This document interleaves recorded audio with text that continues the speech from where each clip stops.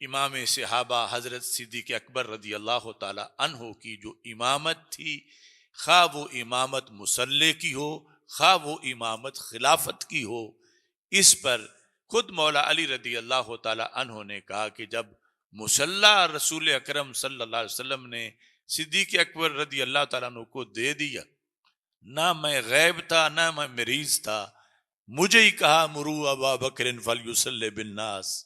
ابو بکر صدیق کو علی تم جا کے کہو کہ وہ لوگوں کو جماعت کرائیں۔ تو اس میں فرمایا ردینا لدنیانا ما رضی بھی رسول اللہ صلی اللہ علیہ وسلم لدیننا، کہ نماز دین کا ستون ہے، اس میں جس بندے کو سرکار نے ہمارا قائد بنایا کہ وہ تم سب کو لے کے اللہ کے دربار میں حاضر ہو، تو ہم نے اسی سے سمجھا کہ فیصلہ کیا ہے، تو ان کے ہاتھ پہ بیعت کر کے ہم نے ان کو خلیفہ بلا فصل بھی تسلیم کر لیا۔